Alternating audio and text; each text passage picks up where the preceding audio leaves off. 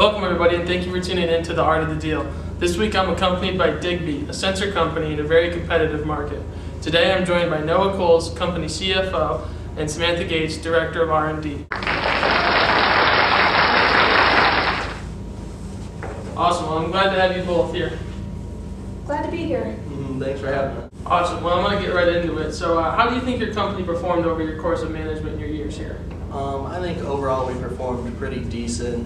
We had a lot of ups and downs. We had some low downs, but we ended up kind of digging ourselves a hole and getting out of it pretty well by the end of it. Okay. I have to completely agree with Noah on that one. We had a few rough patches along the way, but I think we were able to turn things around and make it better. Okay. And what would you say you were successful at, and what also challenged you along the road of your job management? I think that we did pretty well at the start, and then when we hit the HR and TQM section, I think we kind of got distracted by that, and that's what threw us off and had us hit some pretty big rough patches there. But I think we made a good turnaround and was able to turn it into a positive outcome. What do you think, Noah? I would agree in that sense that at the beginning we kind of had more success, and one of the biggest challenges I think for us was with forecasting, and especially once we started to get more and more products, because if you don't forecast correctly, it can lead to some major losses. Okay. And what would you both say that you learned during your time here at Digby? I think that it was a great learning experience overall. I mean, it helped me realize how much the segments work together, and how one segment depends on the next one. All right. So up on the screen now, I have your success measures. And what do you think that you would do different with your success measures given a second chance? Given another chance, I think we would definitely redo some of the success measures and try to make ones that are a little more easily attainable, aim those a little bit higher. I know one of our highest ones was cumulative profit, which we ended up not having basically any profit by the end of it, which was not very good, but that was probably because we thought, hey, we're going to be earning money every year going into it, and then certain routes we took ended up not getting us there. All right.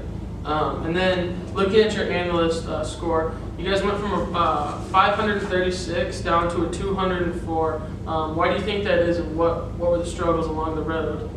Well, as mentioned earlier, I think the HR and TQM section really threw us for a loop, and additionally, we also released our first high-tech product, so when we released that, we weren't sure how it was going to do, and so we kind of eased off a little bit, which led to a decrease in profits, working capital, financial structure, and wealth creation. So once we turned it around, I think we would have had a better score. Okay. So looking at the balanced scorecard, you guys went from a 6 out of 8 in stock price down to a 0.5 out of 8 in stock price. And what do you think caused that over the years? Definitely our stock started growing early on, but then once we started to lose money, and especially once we started to take emergency loans year after year, our stock really just dropped and hit the bottom, and we raised it up by the end of it and ended up a little bit higher than what we started, but nothing compared to what we wanted it to be. So when addressing leverage, do you guys regret taking out so many loans? As you can see, your leverage is very high. For sure. We definitely, at the beginning, we had kind of low leverage, and we had a decent amount of equity, so we thought, okay, we can take out some more debt and loans and get that up to be a little bit higher.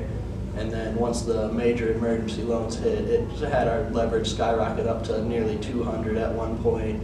But by the end of the 8 years, we got it back down to a manageable 3.8. Okay. One area you guys did seem to success in would be your high employee productivity. As you can see, what would you guys attribute to that? We spent tons of hours on, tons of training hours, and we spent lots of money on making sure that our employees had the best training possible so that their productivity would be as high. Okay.